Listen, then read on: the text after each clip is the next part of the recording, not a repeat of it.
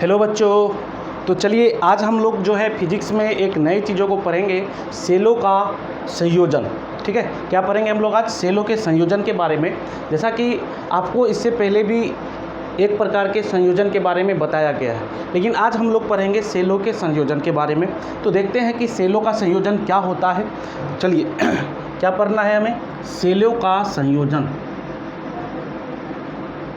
सेलों का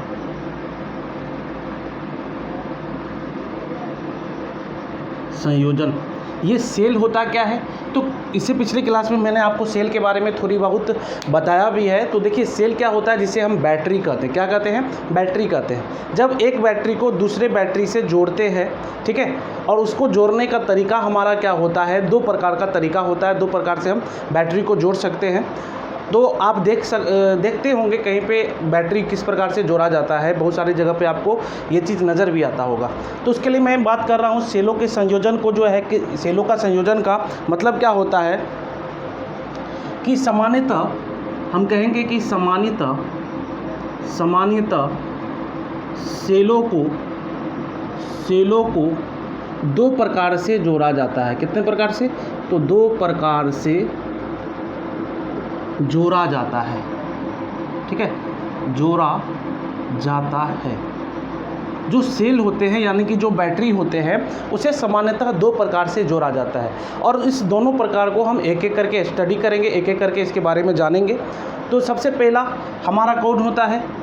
सबसे पहला हमारा होता है ठीक है, सबसे पहले हमारा होता है श्रेणी क्रम संयोजन। कौन सा होता है? श्रेणी क्रम संयोजन।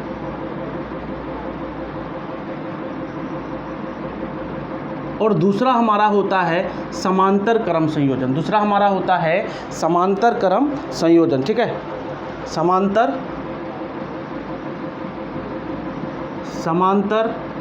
क्रम संयोजन, जिसे हम क्या कहते हैं? पार्श्व क्रम। ठीक है, इससे समांतर क्रम संयोजन को हम क्या कहते हैं? पार्श्व क्रम संयोजन भी कहते हैं।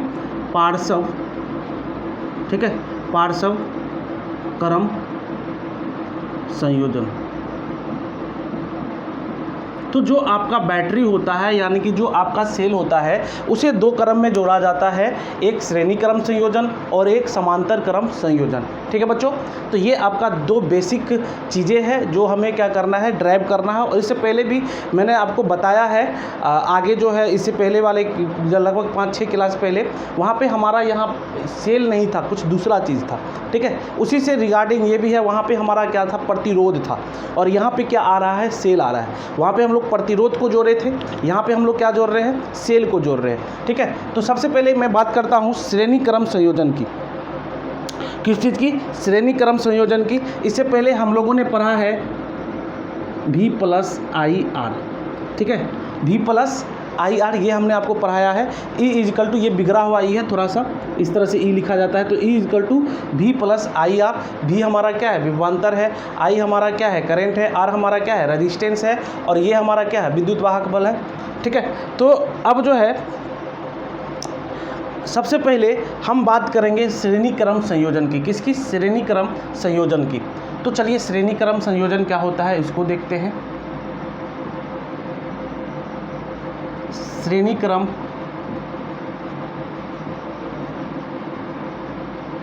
संयोजन क्या है? श्रेणी क्रम संयोजन। तो श्रेणी क्रम संयोजन में क्या होता है? इसको हम बोलेंगे सेलों का श्रेणी क्रम संयोजन। क्या बोलेंगे? सेलों का श्रेणी क्रम संयोजन। तो इससे पहले आपको विद्युत वाहक बल के बारे में बताया गया था कि किस प्रकार से विद्युत वाहक बल होता है। इस प्रकार से जो है एक रेजिस्टेंस लगा होता है, तो ये टोटल हमारा क्या होता है? एक वोल्टता होती है, जिसे हम विद्युत वाहक बल कहते हैं। तो इस प्रकार से हम बैटरी को क्या करेंगे? जोड़ेंगे। ठीक है, तो हम सेलों का श्रेणी क्रम संयोजन करेंगे। किन चीज़ को? सेलों का श्रेणी क्रम संयोजन करेंगे। इसको हम लोग आंतरिक प्रतिरोध कहते हैं। इसको क्या कहते हैं? आंतरिक प्रतिरोध। आंतरिक प्रतिरोध। और उसके बाद ये हमारा क्या होता है? तो ये तो हमारा बैटरी होता है यानी कि विभवांतर होता है, ये आपको पता है। और यहाँ पे ये टोटल को हम क्या कहते हैं, ई कहते हैं, और ये हमारा ई क्या होता है, विद्युत वाहक बल होता है। ठीक है, क्या होता है, विद्युत वाहक बल होता है। ये टोटल का टोटल जो है ये ई बराबर क्या होगा, विद्युत वाहक बल, विद्युत वाहक बल। ठीक है, इसका आपको यूज होगा इसमें, इसलिए मैं ये पहले यहाँ पे लिख दे रहा हूँ। तो सबसे पहले हम क्या करेंगे, श्रेणी क्रम संयोजन करेंगे। तो सबसे पहले हम लिखेंगे सेलों का श्रेणी क्रम संयोजन, श्रेणी क्रम संयोजन। तो सेलों के श्रेणी क्रम संयोजन में क्या होता है, सेलों के श्रेणी क्रम संयोजन में क्या होता है कि जो बैटरी हमारी होती है, जो बैटरी होती है, ये बैटरी इस प्रकार से पहले टर्मिनल के छोटा वाला यानी कि माइनस के दूसरे टर्मिनल के प्लस वाले से जोड़ा जाता है। ठीक है, इस प्रकार से होता है ना। तो ये तो हमारा बैटरी है, लेकिन हमने क्या बोला कि हमें ये वाला जो है लेकर के चलना है। तो अब जो है हम क्या करेंगे, इस टाइप से हम बीच में आंतरिक प्रतिरोध भी लगाएंगे। ठीक है, बैटरी में। तो चलिए अब करते हैं। तो देखो एक बैटरी हमारा इस प्रकार से है और इसे हम जोड़ रहे हैं, तो इस प्रकार से यहाँ पे हमारा हो जाएगा।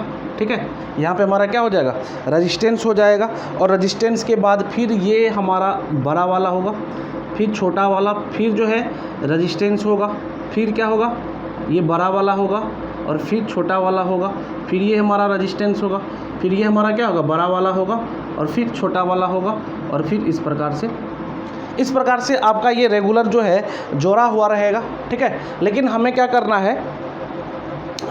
है, बस 3 लेना है।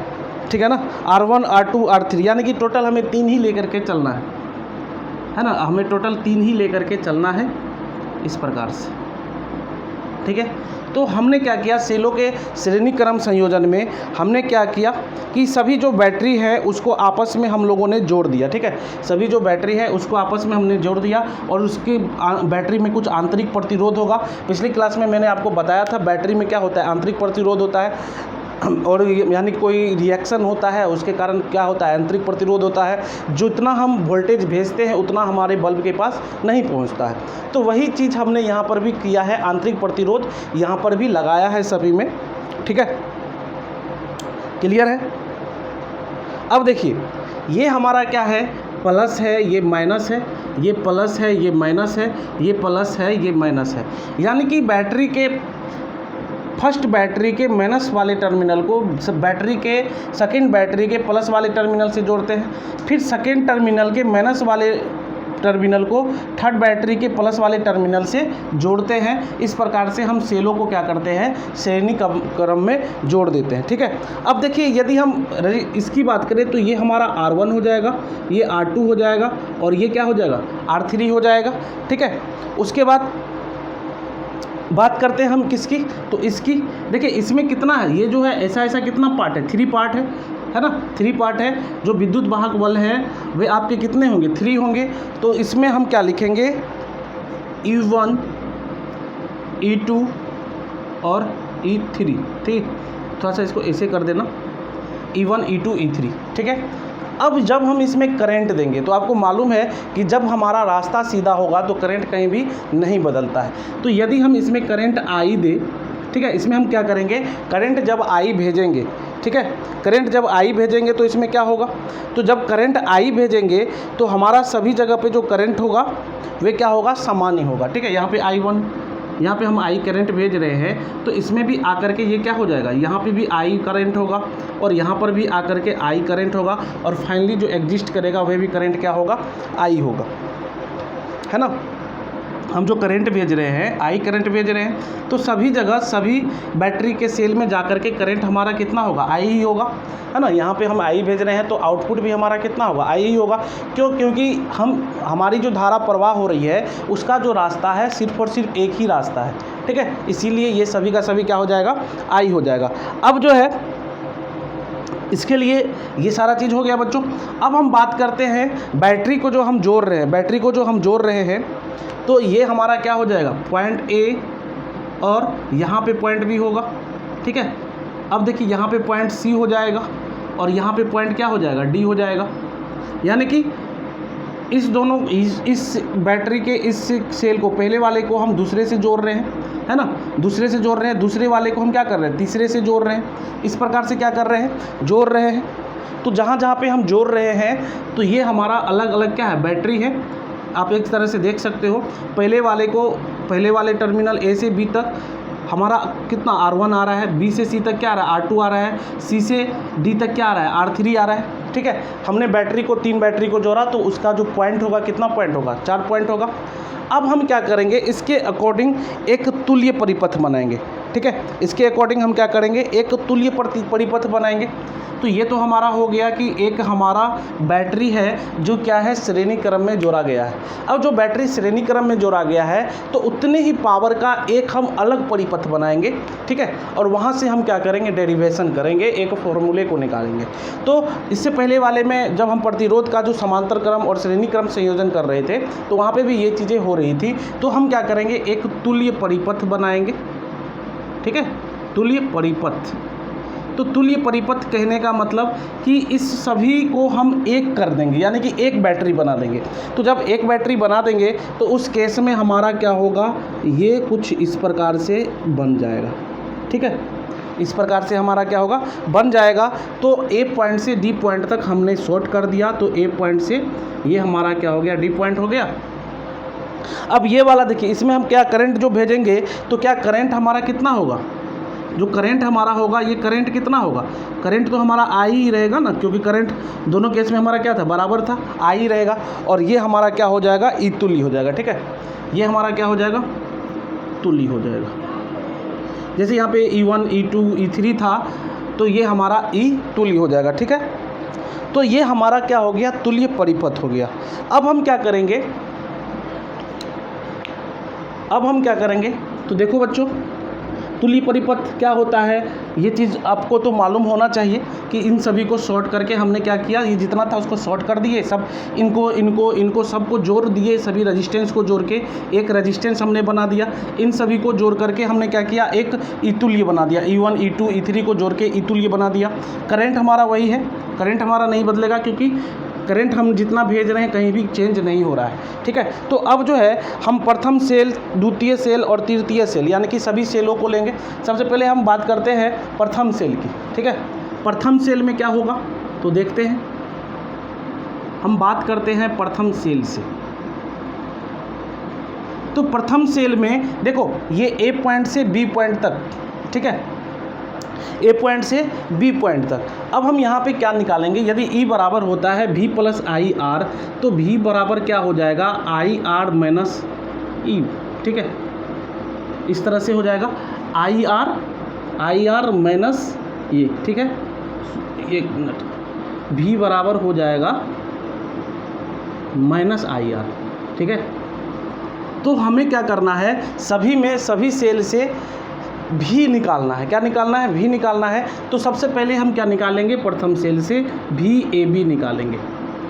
अब VAB क्या होगा, तो VAB कहने का मतलब क्या होता है, VAB कहने का मतलब है VA माइनस VB। ठीक है, VAB कहने का मतलब है VA माइनस VB। ठीक है, VA माइनस VB, तो VA minus VB is equal to VAB कहेंगे तो ये हमारा कितना होगा, तो देखिए ए से बी तक जो हमारा प्रतिरोध है, यानी कि जो विभवांतर है, यहाँ पे आप देख सकते हैं, यहाँ पे हमें रखना है। तो इस वाले के लिए, पहले वाले बैटरी के लिए, प्रथम सेल से हम बात कर रहे हैं, तो E के जगह पे हमारा कितना है, E1 है, तो हम क्या लिखेंगे, E1 लिखेंगे माइनस।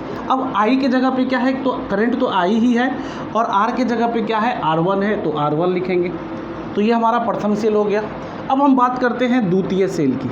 तो द्वितीय सेल से क्या हो जाएगा, तो द्वितीय सेल से देखो, द्वितीय सेल हमारा कहाँ से कहाँ तक है, B से C पॉइंट तक, यानी कि VBC। ठीक है, VBC। अब मैं ये चीज़ नहीं लिख रहा हूँ, सीधा लिख रहा हूँ VBC।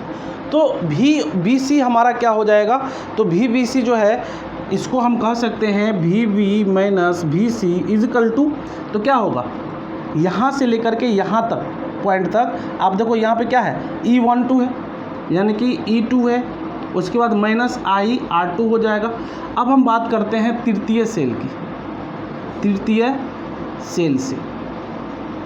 तृतीय सेल से क्या होगा, तो तृतीय सेल देखो सी से डी है ना, भी सी डी करेंगे तो भी सी माइनस भी डी, भी सी माइनस भी डी कितना हो जाएगा, तो ये हमारा हो जाएगा 3 माइनस आई आर 3। ठीक है, इसको इक्वेशन 1 बोलेंगे, इसको इक्वेशन 2 बोलेंगे और इसको इक्वेशन 3 बोलेंगे। अब हम बात करेंगे तुल्य परिपथ की। किसकी बात करेंगे, तुल्य परिपथ की। इस तुल्य परिपथ को हम क्या लिख सकते हैं, ठीक है। अभी तक ने हम सभी सेलों को क्या किया, सॉल्व किया और सॉल्व करके हमने सभी का एक इक्वेशन बनाया। अब हम बात करते हैं इस तुल्य परिपथ की। इस तुल्य परिपथ के लिए हम लोग क्या लिखेंगे, ठीक है। तो सबसे पहले तुल्य परिपथ के लिए हम लोग जो है हमने क्या किया, यहाँ पे ये हमारा ई तुल्य हो गया, ये आई हो गया और ये हमारा क्या हो जाएगा, ये आपका आर क्या हो जाएगा, सोचिए आर आपका क्या हो जाएगा। तो हम तो रेजिस्टेंस को भी तो तुल्य कर रहे हैं ना, बराबर कर रहे हैं, तो आर तुल्य बना रहे हैं। क्या बना रहे हैं, आर तुल्य। ठीक है, तो तुल्य परिपथ से तो हम तुल्य परिपथ से लिखेंगे, तुल्य परिपथ से क्या लिखेंगे, तो अब देखो भी ए डी लिखेंगे ना, भी ए डी इजकल टू भी ए डी बराबर क्या हो जाएगा, तो भी ए डी बराबर हो जाएगा आपका ई तुल्य माइनस आई आर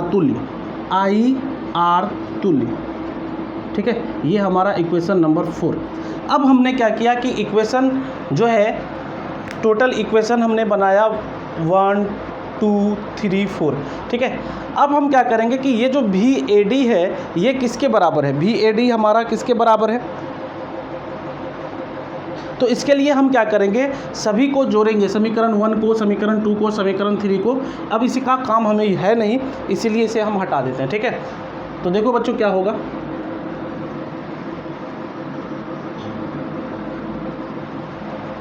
अब देखो हमारा जो इक्वेशन है हम क्या करेंगे कि समीकरण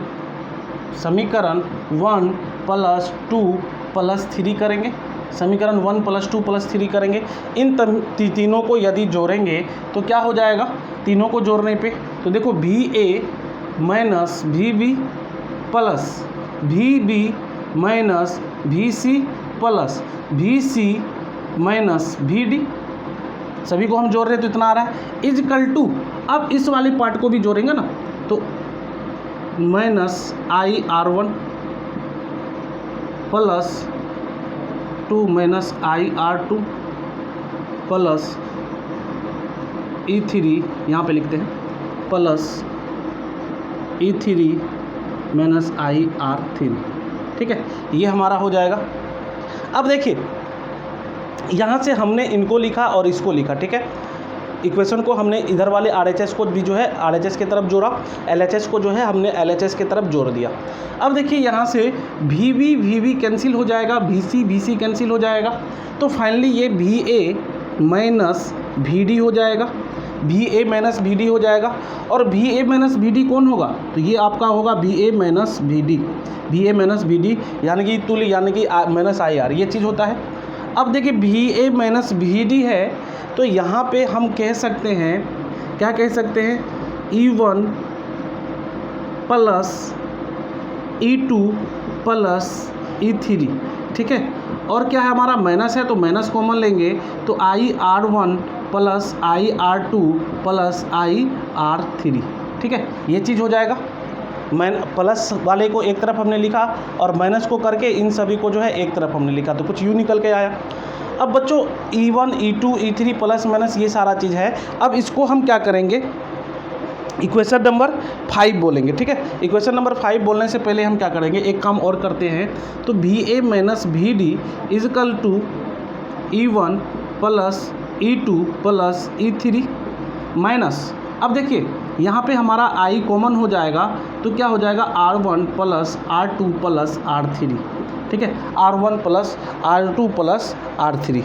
अब जो है इसे हम क्या कहेंगे, ठीक है, अब इसे हम क्या कहेंगे, इक्वेशन नंबर 5 कहते हैं। इक्वेशन नंबर क्या कहेंगे, 5 कहेंगे। यदि आप लिख चुके हो तो ये थोड़ा सा पॉइंट हमें कंप्लीटली हटाना होगा, तो जल्दी से नोट कर लीजिए।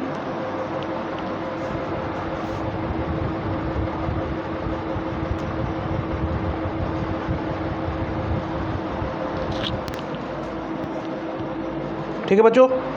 तो फाइनली जो है आपको मैं एक बार फिर से रिपीट करा देता हूँ। तो सबसे पहले देखो, हम बैटरी को क्या किए, सभी को एक क्रम में जोड़े। सभी बैटरी को हमने क्या किया, इस प्रकार से जोड़ा। बैटरी को जो है इस प्रकार से, है ना, इस तरह से हमने बैटरी को जोड़ा। और यहाँ पे सबको हमने R1 R2 और उसके बाद जो है ये जो है R3 ये नाम दिया, ठीक है, R1 R2 R3 नाम दिया। उसके बाद यहाँ से हमने करंट भेजा, तो करंट I भेजा तो करंट I ही निकलेगा। और ये हमारा E1 E2 और क्या होता है E3 होता है, ठीक है, ये सारा चीज़ होता है। अब जो है ये सारा का सारा हमारा पार्ट हो गया। अब हम इससे क्या किए, एक तुल्य परिपथ बना दिए। क्या किए, एक तुल्य परिपथ बना दिए इस तरह से। तो R तुल्य इसे हम कहेंगे, और इसे क्या, ये सॉरी, इसे E तुल्य कहेंगे, और इसे क्या कहेंगे, R तुल्य कहेंगे। अब पहले वाले में हमने देखा इस तरह से, यहाँ से इस फॉर्मूले से VAB हम क्या निकाले, VAB निकाले। A पॉइंट और B पॉइंट यहाँ पे हमारा था, A पॉइंट B पॉइंट, उसके बाद C पॉइंट और D पॉइंट, इस तरह से। तो A से B पॉइंट के बीच का हमने क्या किया, वोल्ट निकाला। तो VAB बराबर हमारा VA माइनस VB, तो VA माइनस VB बराबर, तो VA माइनस VB बराबर हमारा क्या होता है, इस फॉर्मूला से E1 माइनस IR1, तो E1 माइनस IR1 यहाँ से हमने लिखा। उसी तरह से द्वितीय सेल में भी हमने क्या किया, इस द्वितीय सेल में हमने क्या किया, VBC यानी कि VB माइनस VC, तो E2 माइनस IR2 लिखा, ठीक है, E2 माइनस IR2 ये लिखा। क्लियर है, E2 कहाँ से लिखा, यहाँ से E2 और R2 ये माइनस IR2। उसके बाद तृतीय सेल से भी हमने इस तरह से लिखा। और उसके बाद जो तुल्य परिपथ बनाया, तो हमारा क्या होगा, VA माइनस VD यानी कि VAD इजिकल टू E तुल्य माइनस IR तुल्य, ठीक है। और हमें क्या करना है इससे, ठीक है, हमें क्या करना है, इसका वैल्यू निकालना है, यानी कि इसको हम IR तुल्य भी कह सकते हैं, ठीक है। और हमें R तुल्य और क्या निकालना है, E तुल्य निकालना है। तो R तुल्य E तुल्य निकालने के लिए हमने क्या किया, सभी इक्वेशन को ऐड करा। तो 1 2 3 सभी इक्वेशन को ऐड करने के बाद फाइनली हमारा VA माइनस VD के रूप में आया। तो ये जो VA माइनस VD है, ये हमारा क्या है, VA माइनस VD जो है ये हमारा क्या है, VAD है। तो ये VAD बराबर finally E1 E2 plus E3 minus IR1 plus R2 plus R3 के बराबर आया, जिसको इक्वेशन नंबर 5 हमने नाम दिया, ठीक है। ये भी इस तरह से आया। हमने E1 वाले सभी को एक तरफ कर लिया और IR1 IR2 वाले को एक तरफ कर लिया। सभी में माइनस लगा, इसलिए हमने यहाँ पे माइनस लगाया। उसके बाद जो है इन सभी से हमने I कॉमन कर लिया। I कॉमन करने के बाद अब हम यदि यहाँ से इसको कंपेयर करें, ठीक है, क्योंकि हमारा LHS क्या है, LHS बराबर हो गया VAD, और यहाँ भी क्या हो गया, VAD हो गया। अब बच्चों यदि VAD बराबर हो गया तो अब हम क्या करेंगे,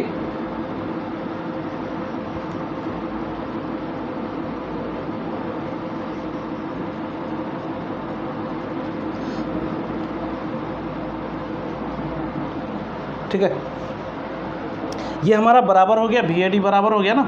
अब हम क्या करेंगे, इसको कंपेयर करेंगे। तो किससे कंपेयर करेंगे, तो हमारा जो निकल करके आ रहा था VAD तुल्य परिपथ से, वही क्या आ रहा था, तो यहाँ पे आ रहा था E तुल्य माइनस I, और क्या आ रहा था, R तुल्य।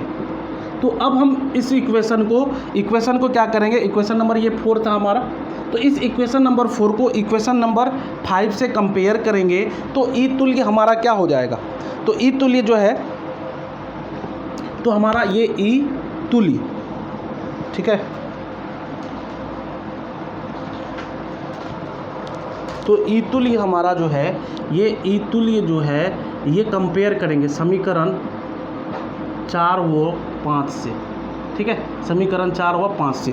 तो देखिए E तुल्य बराबर क्या होगा, E1 plus E2 plus E3, ठीक है। अब चलिए, अब हम R तुल्य क्या कहेंगे, R तुल्य हमारा कितना होगा, तो ये जो R तुल्य है R1 plus R2 plus R3 हो जाएगा, R1 plus R2 plus R3 हो जाएगा, ठीक है। इसको A बोलते हैं और इसको B बोलते हैं। तो इस प्रकार से हम E तुल्य और R तुल्य को निकाल सकते हैं, है ना। और यदि n सेलों का बात हो, n सेलों को एक साथ जोड़ा, हमने तो 3 सेलों को निकाला, n सेलों के लिए n सेलों के लिए। n सेलों कहने का मतलब जितना आपका सेल हो, यदि 8 सेल हो तो E1 E2 E3 E4, तो वहाँ पे हमारा E तुल्य कितना हो जाएगा n सेलों के लिए, E1 plus E2 plus E3 plus E4 plus dot dot En।